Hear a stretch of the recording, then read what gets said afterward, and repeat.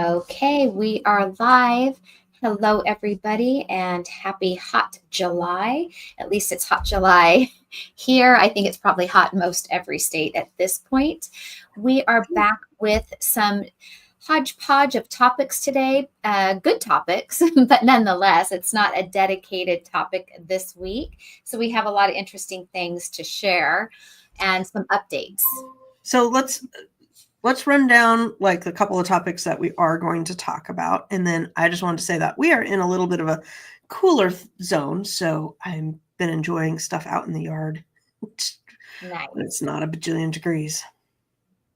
So we're going to be talking about an eBay return that I got where someone tried to scam the system and how I handled that. We're going to talk about some things going on for Walmart sellers if you sell on Walmart. We're going to be talking about a feature in Amazon's advertising portal. And we're going to be talking about how to get your VA as an approved Amazon, what is the word for that? Solution provider, because there was a post that I talked about, I don't know, 4 weeks ago. I believe Chris Grant was the one that made it come to light that many VAs, and I think they were starting off with big service providers, have to meet these credentials to be able to like be your VA or your assistant. So we're going to talk about that. And I think that was it for the topics today. Yeah, I think that's the main ones that we wanted to touch base today that is relevant this week, that's going on in the news. So we can start with the solution provider portal if you want. Okay. Yes. If you have a VA, you want to make sure that they are part of this. Originally, I thought this was only for the big agencies, the big agencies that manage lots of companies and their advertising. But this is even for just your small VA. And they don't have to be part of, a big organization. It could be an individual just like me or Lucy. And Lucy and I do some management in other people's accounts, either creating listings or doing their advertising campaign. So Lucy went through this process and is here to talk about that. Yes. So I went through and got approved. So I am now an approved solution provider, which I don't know, whatever. It was a little on the difficult side. So this is for your sellers, vendors, anybody that's messing in your account may need to go through this. It was very vague on the terminology. It was, like anybody that helps you in your account. And I'm going, okay, well, that's going to be my CPA. That might be a third-party API feed. I'm in other people's accounts. Do I need to do it? And it seemed like it was all encompassing. So, okay, I'm going to go ahead and do it. I had to fill out some information. That was fairly easy. And then upload I did my passport because I had that handy. I believe if you don't have your passport, you could do the driver's license and social security or whatever identifying materials you have. I was not very clear on what identifying materials, if you are not in the US, are applicable, but I do know that there were solutions for if you are in a different country. So don't let that stop you if you're in another country. They're just verifying your identity. They're not looking to make sure that you are in America or not in America. So I had to upload, and I got an error. Mine said that I needed to make a phone call, and I did eventually get the phone call, but it said that I needed to make a schedule a call, and it was like, get in line for a call. And it said there was nobody available for English. So the only other language it offered me in was Spanish, and I speak a little bit. And after 3 or 4 days of nobody's available in English, I tried in the morning, I tried in the afternoon, I tried at night, I tried at 2 a.m., all the times. And it was like nobody switched to Spanish, and still nobody was available to interview me. So I thought that was weird. So I wound up making a case, and I said that I get this day or night. I've been trying for over a week. And they wound up doing something, and then they were like, okay, check now. And then all of a sudden it was really easy. And it tells you for this phone interview, you are going to need, I believe it was a business like bank record or, bank record of your business and my passport photo. It was a couple of documents, the typical verification documents, though, nothing too crazy. So I got on there and the guy was very, very adamant. He's like, you cannot film this. I thought about filming it anyways because I'm like, film me, but whatever. And he had me open up my passport book. He needed to see the top page with my signature. So that's why I failed the first time. I hadn't signed my passport book. I'd just gotten a new one and I failed to sign it. So that's why I had failed the first time. And that's why I needed the phone thing. And then he had to see the bottom. Then he had me show him 3 pages within my passport book. He's like, any random 3 pages. So that was pretty easy. Then he had me show the book on all angles. I had to show the front, the back, the side, open it, bend it. He was like, no, just give it a little bend. So they were checking to make sure that it was a real passport. So I would not try to skirt the system on this at all. Once he did all his little checks, he said that I was good to go. He didn't see any issues on my end and he was going to process it. And so he couldn't tell me right away at the end of the verification check. He could just tell me that the things he was checking were good. And then they sent my application to the powers that be. And within about a day or so, I got the I've been approved email. I have no idea what that means now, though. Other than I'm approved, I can log in. I can see that I'm approved. I can say that I'm approved. I have no idea if there's any other benefits other than I won't get in trouble working in other people's accounts. And that was my main goal. And what I'm curious about, you said you failed the first time because you hadn't signed your passport book. Yes. Was that also a video interview or? No. Okay. So yes, I'm trying to remember because it was quite a while ago. It was like 2-3 weeks ago. So I kind of forget things. But I want to say with the first one, I had done pictures. You hold it up to your webcam or you could do it on the phone. I'm getting the Temu process and the Amazon process kind of, they're very similar. Temu process. So yes, it had, one of those 2 had failed because I hadn't signed my passport book. And I don't know if the solution ones are always going to trigger a video verification or if you can get through it without a video verification.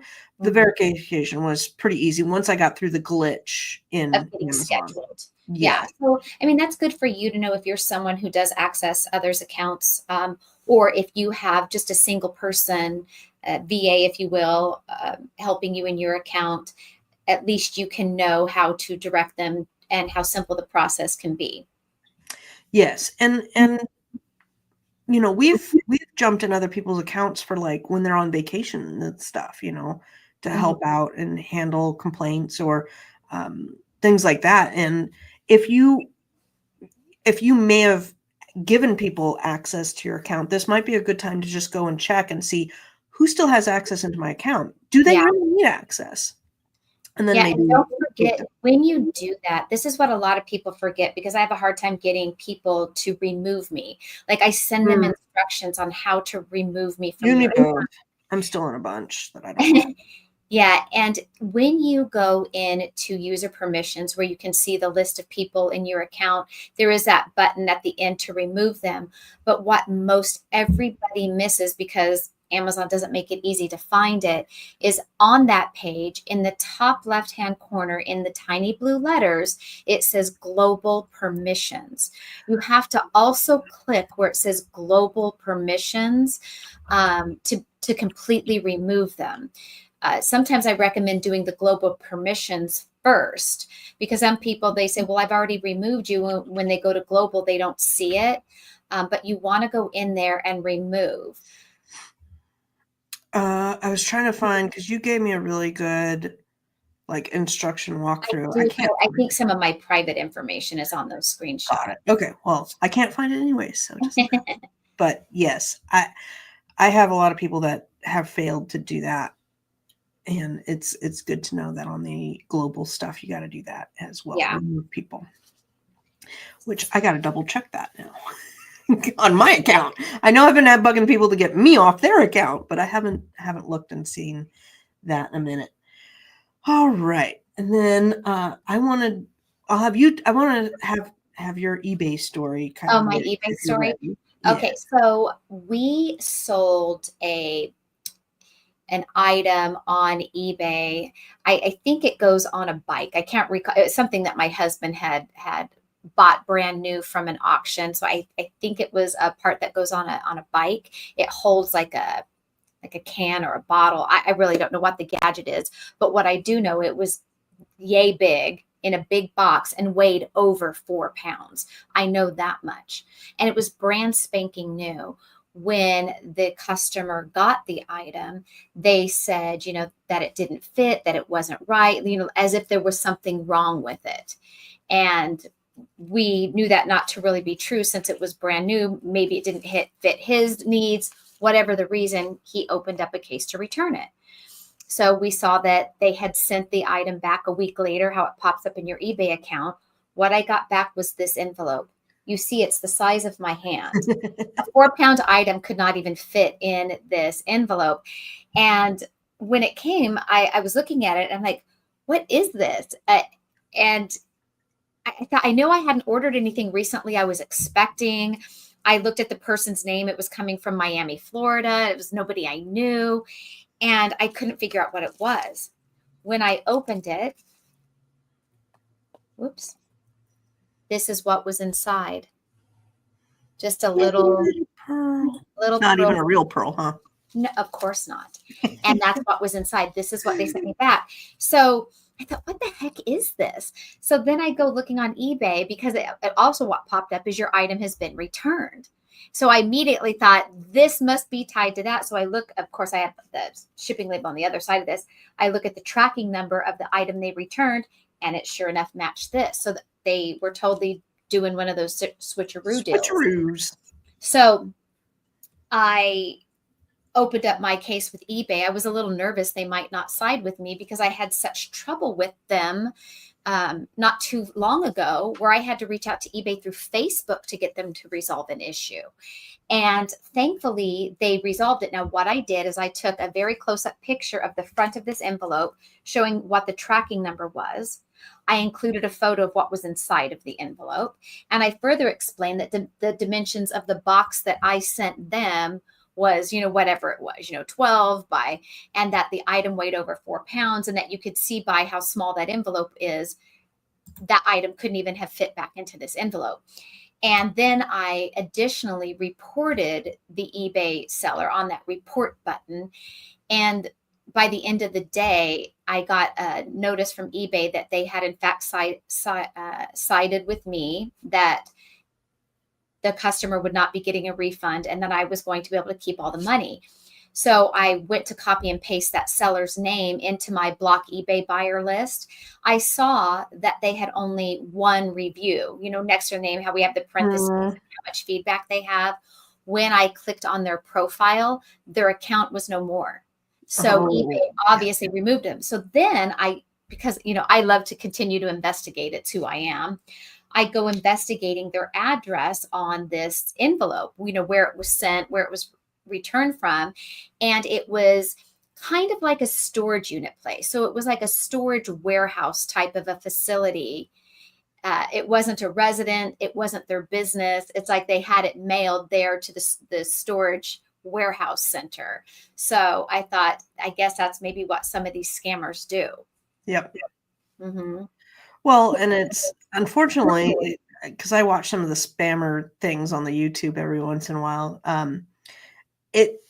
they will pair up or partner up with people in the US that want to make some money to do funneling schemes like this.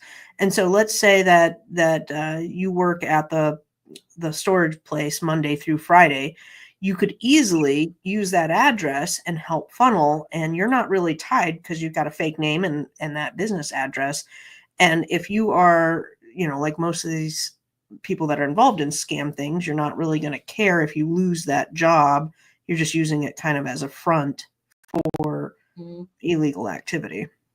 Yeah. And then I had somebody buy something from me on eBay several months ago, and they wanted to return it because they said the item wasn't as described. They said they bought, it was like a romper little outfit. They said it was a woman's, romper. And I knew it wasn't. I knew it was a child's. So then I thought, oh shoot, did I make a mistake in my listing and title it as woman's? And clear as day, in the title of my eBay listing, it said girls. And then the tag showed clearly that it was a child's size. And in my description, so, they unfortunately just made a mistake because it was for a child. Yeah. And I said, oh, I understand. Sometimes I look at, I wrote them back, I've made those type of mistakes before. I said, you are welcome to return it, for a refund if you want to. And it was a very inexpensive item. They would have to be responsible for the shipping, not me. And so they were like, well, for that, I'll just end up keeping it then, because it would, it wouldn't make sense to them economically.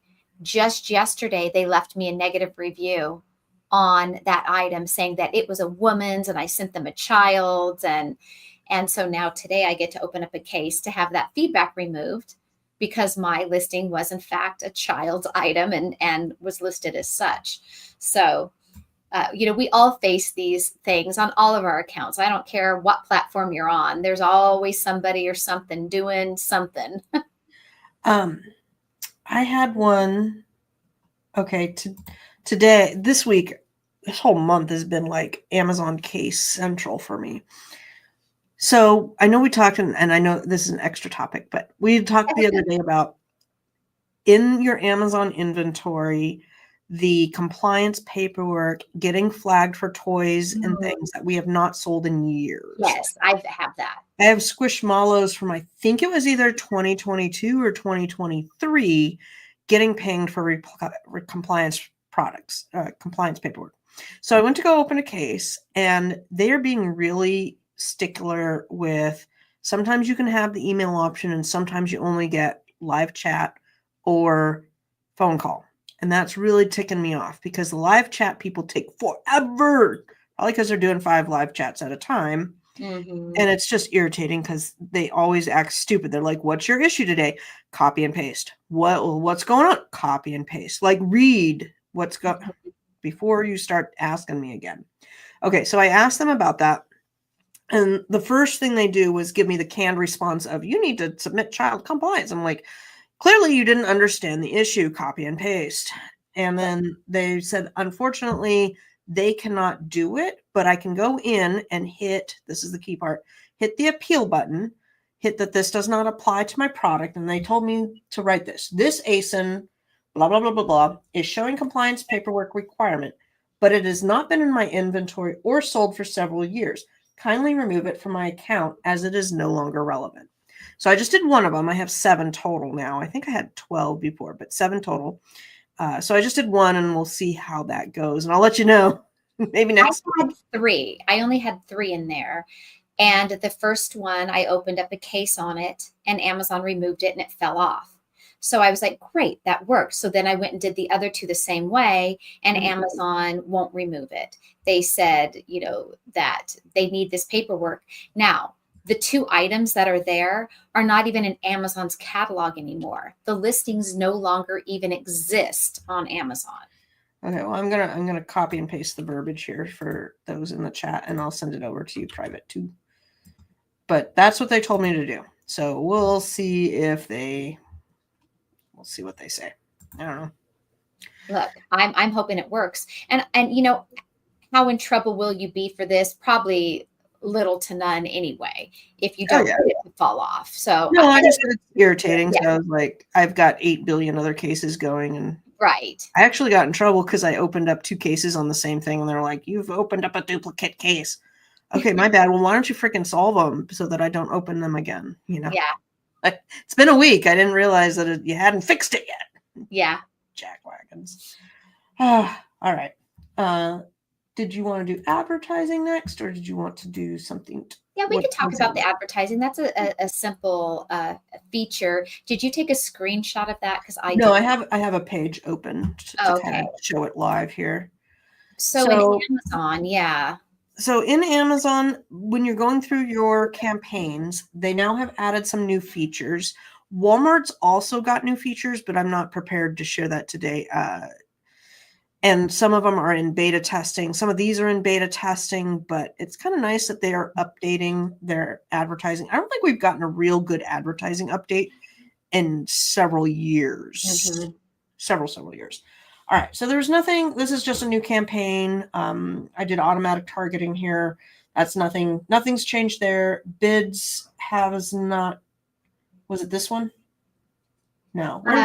No, you that's not how you access where it's this one, audiences. This is the new thing I'm yes, going to show you. right Okay. there. Yes. So under bid adjustments, this looks new. It's a little bit different than it used to look. The layout is just slightly changed. And then people always ask me, what are these? These are different placements within the advertising that you can say, I'll spend a little bit more money for the better placements. Top of the search, that first page is like golden. That's really where you want to be. So some people will pay 20% more or 50% more or 200% more if it's going to be top of the search. Same with rest of the search. Shoot, I just put them up, but I had gotten some new organizing doodads, and I love finding the organizing doodad that I need and then going down and finding like comparable stuff and seeing if I can get it for cheaper, or maybe there's a different style that I like. So rest of the search from a customer standpoint is really good for me. And then product pages is just within the product page itself, not in the rest of the search or the top of the search. Yeah, it's usually on a competitor's product page. So if you're selling the purple shirt and I'm selling a purple shirt, I want my purple shirt to show up on your product page. And that can be a really great strategy if you are a new ASIN with no real ranking or sales history to appear on a similar item that is selling really well, because then it forces eyeballs to hopefully see yours.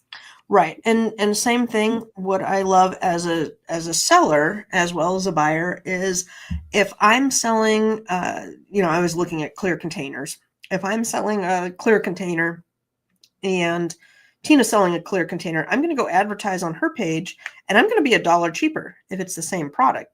A lot of people with Alibaba are selling the same gosh darn thing, and you'll see them go as low as they can and advertise on other people's page that are the same, sometimes even taking a loss to build up the reviews and the traffic and your rank.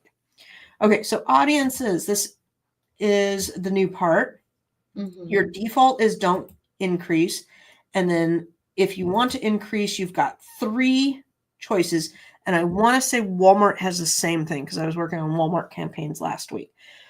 High likelihood to purchase based on recent shopping activity. So that means that if I'm shopping for organizers, like let's say I'm shopping for desk pen organizers that are blue, you're going to target me more. Now, clicked or added brand products to the cart.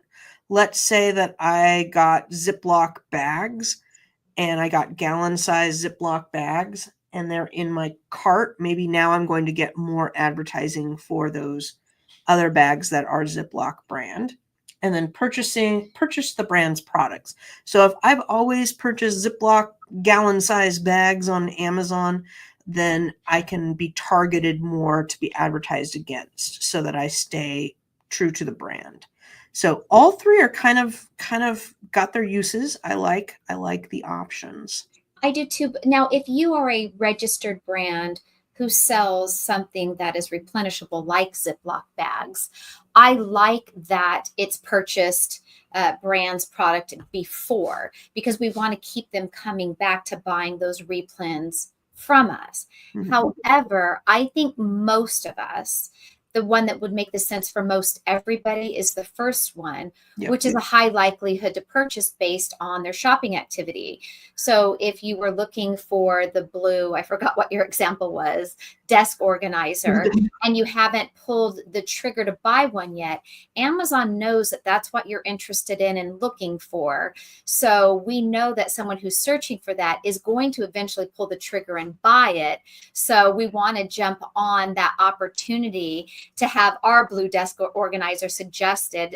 And sometimes they might see it more than once. We're already advertising it, so we're showing up hopefully on product pages or in the top of search, but then we're paying just a bit extra to keep being shown to that targeted customer.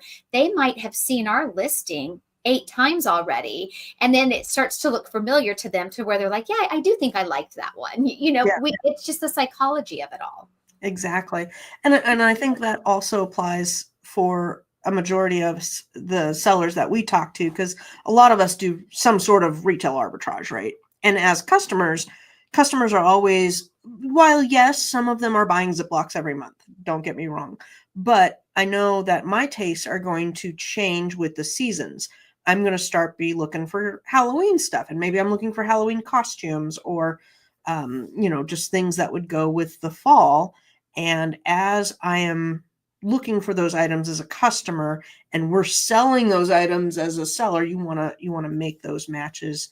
And so I probably will go in and add this one for my all SKU campaign. Mm-hmm. I will add that first one in. And then I do have some branded accounts that I work in, and I might do a little bit of everything on the other ones. Yeah, and you can see where you are getting your sales, whether you bid for top of search, rest of search, or product pages. Even if you're set at 0 on those, you can still see where most of your sales are coming from anyway, to decide where you want that to be. Do you know how to, you would have to stop sharing your screen to get to that section. Do you know how to do that? Or you're not sure? Say that again?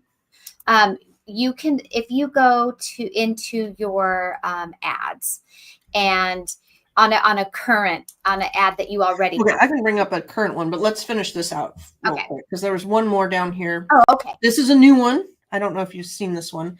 Additional changes. You can increase your bids on a particular schedule. Oh, yes, yeah. And I brought up the little blurb to read a little bit more about it. And particularly if there is things like Black Friday, Prime Day, weekends, holidays, etc., you can set your bids to be a little bit higher on those days, which makes great sense for a lot of things. And I really like that addition too. That was, usually we're dogging on Amazon, right? Usually it's kind of a negative, but these were 2 very positive things that they added that make complete sense and are very, very good things. Yeah. Okay. Let me see if I'll bring up the other campaign stuff in just a minute if you want to. I was pulling one up just in case. Okay. Well, I got it. Okay. If you want. And then I can't remember, what was our last topic? I feel like Walmart. Walmart was our last topic. Okay. And just bringing up the top of the search, rest of the search. Yeah, we're on an existing campaign that has already had sales, where when you first open up the ad, your menu bar on the side there's a menu bar on the side that says ad groups, and then the second one is bid adjustments. If you click on bid adjustments there, you can see where you had made sales at. Yeah. Okay. But I don't think there's a way to share it without sharing an account. And even if you're in a client. Well, I did, but I don't have any of their information. So I can't scroll over because it's a screenshot, but. Right. But you can see where you actually had impressions and clicks, spend, and orders, even if you're at 0% on all of those. And so that can be very, very helpful to know where you actually want to throw your dollars at. Yep. So yeah. What I tell people when they're looking at their advertising, hey, Flip It Good, how you doing? You want to have the impressions, because impressions are going to lead to clicks. Clicks will lead to orders. So that's where you want to focus on. Now, I did 75% here because I get a lot of orders through that traffic, and it's a pretty decent ratio. And you can adjust those up or down. Sometimes I'll do up, sometimes I'll do down. I'm always going after a particular 3 or better on the ROI. So that's kind of how I judge things. Right. So where you had the highest, where you were already spending the highest on that screen you shared, Mm-hmm. you also were making the most orders there. I Yeah. have seen it many times where I'm spending maybe 20% on top of search, 0% on rest of search, yet rest of search is where I'm making most of my sales. And so sometimes I'll go in there on top of search and lower that down or Mm-hmm. put it to 0 and throw my money where my sales are actually happening on rest of search. So I like that they provide that data, whether you are increasing your bids there or not. Yeah, I'll add this. I scrolled over and you can look at the A cost, which is the inverse of ROAS. Yeah. And you can see that my A cost is much better here. I've spent $35 for 21 sales. That is really amazing. So now, I'm going to probably go in because I'm already in here and adjust this down to 50% because it's a little high on the it cost there. So I will take this down to 50%. I'm going to increase that to 50% because that has a better ratio of spend to sales. So Right. And that can really be eye-opening. It's like, well, that's kind of interesting. yes. All right. Melinda, great question. Do you select products to advertise or do you advertise all of your items? Both. Both. So on every account that I've ever done campaigns for, I do an all SKU campaign. So does Tina. You want to have low bids, have it automated. And if you have a particular item that is taking too much of your budget, then I will go in and I will take that particular product out, but you won't know that until you get going. So an all SKU campaign is just great because it's always going to fluctuate with the times. When it's Halloween, it's going to start trending more Halloween items, and then Christmas it will do the same, and it just kind of self-manages. And then I just set up one for myself this morning, and it was because I had 3 products that were all very similar. So say you're selling a coffee cup and you have 3 coffee cups for sale. You may want to make a campaign for just coffee cups, and then you may want to have targeted word campaigns. Just really up to you on how much time you want to sit in there micromanaging your campaigns. There's no wrong or right reason. When people do private label startup, it would be good to have an all SKU campaign and then also a very particular keyworded campaign so that you get ranked up for those words. So let's say I was doing a blue desk organizer. I would want to set up a keyword campaign that targeted blue desk organizer, whatever it is, maybe 5 words. I've always been told not to put more than about 5 key phrases in any targeted word campaign, that if you put just loads and loads and loads, it's not very effective. You want to target in on your top 5. And to find those top 5, usually it's self-intuitive, right? Blue desk organizer. But this is where ChatGPT can come into play really well. You can say, what are the top 5 SEO phrases for a blue item? And you can even give it a picture and say, this is my item. Like, what would be the top 5 trending search terms? Helium and Jungle Scout will do the same thing. ChatGPT is free. It's just like, why pay for something if you can get the information for free?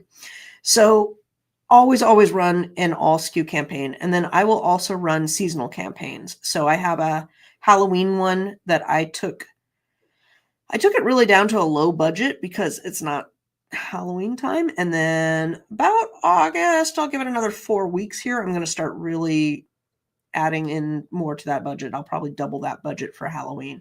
And then I will always make a Christmas one. And then anything else. I mean, if you have like items together, I would group like items together and make a campaign for them. And then if you have a private label item or just a single item that you're wanting to advertise, you can make just advertising campaigns for just those things too. Yeah. And you can make it for all, like an SKU or like an automated, it's all SKU, but it would just be for one Yeah, I have item. my best ad Or is always my ad that's like every single thing that's in my entire catalog is all thrown in that one, and I bid 11 cents yeah. pay per click on just everything. But what I was saying is you can do an auto campaign for one item Yep. and a targeted keyword for one item, or you could do groups of items within either of those. Yeah, there's so many ways you can advertise targeting other products. Try there, Mm-hmm. but if you're not somebody who's been playing around with advertising, I would just say keep it simple to start and just do Amazon's auto campaigns Yeah. and just let it do its thing just to get a taste of what advertising can look like.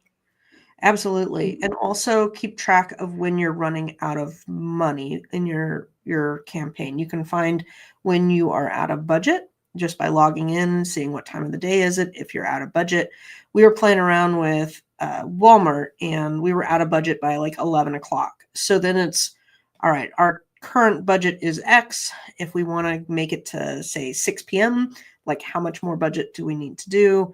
And playing around with that. So, you can get into budgeting kind of, I think of it as a lot like investing in the stock market. A lot of my stocks are just mutual funds. I don't have to think about it too much. I can dump money into my accounts and it gets auto enrolled in stock markets that get what are they analyzed every once or twice a year and readjusted with how the market's doing and not really overthink it. Or I could sit here and research a company and their stock for like 3 weeks and then decide to micromanage, a handful of stocks. And the same goes for advertising. You can really sit there and micromanage and see, okay, what terminology is working, what's not working, what SEO, am I ranking for this? Am I ranking for that? Or just set up. The computers are going to do things so much better than you are. I hate to say it. Like I can sit here and research something for 3 weeks. I'm not going to be good as 10 minutes of Amazon's machine.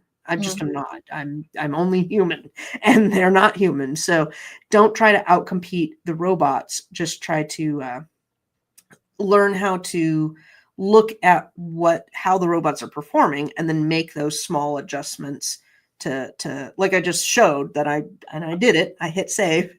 I adjusted the bids down 50% on the targeting and up 50% on the rest of the search or something. So making those small tweaks, you want to go in there on a weekly basis and make sure that it's kind of trending to where you want it to go. Yep. All right. Walmart. Oh, that's a bad one. Yeah. So Walmart, a lot of Walmart sellers who are also Amazon sellers are just getting really frustrated because it's feeling a lot like Amazon over there, which most of us knew would happen one day. And so this is from a Reddit thread just yesterday. I've seen a lot of comments and posts and things coming up about Walmart locking down the beauty category. And they're not saying that it's locked down. Walmart is just wanting you to validate your supply chain. I guess to avoid lawsuits of counterfeit beauty items being sold on their site. But where it's hard for some Walmart sellers is that one of the other criteria is that if you have been selling cosmetics or things that follow under that beauty umbrella for a while, Walmart will favor you. If I've never been a big, beauty seller, but I'm just dabbling into it, I may not even qualify, is the way it's sounding. So somebody on Reddit said, who else did Walmart just destroy?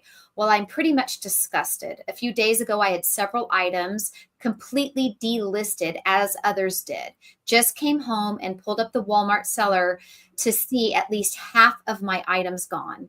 I know they are doing a lot of health and beauty and cosmetics, but today they nuked things like lip gloss, lotion, etc. This is absolutely ridiculous. All of my items are fulfilled by seller, so I didn't have any inventory with Walmart itself, which I'm thrilled about, but I'm curious how many others got hammered today. Talk about a company not caring about their partners. So on Reddit, there's a bunch of talk about Walmart restricting items in health, wellness, beauty, personal care, food supplements, baby consumables, and ingestible pet products. So a lot of people in the Walmart community have been getting slammed. I have a question for the audience, if anybody can respond. I am getting stuck listing my beauty products because they don't like the URL for my MSDS. So I don't know how to host a link for an MSDS sheet, or if I want to host a link for an MSDS sheet, but they require a URL to the MSDS sheet and they are rejecting it. So I'm not quite sure how to get around that, but that's why my beauty products are stuck in like purgatory. I cannot list them. I could sell them merchant fulfilled, which I may turn that on because I'm getting very frustrated with the system. Did you happen to check Walmart's MSDS page, where you can see if Walmart has those documents, like how you used to use it for Amazon? You would try to see if they have those papers.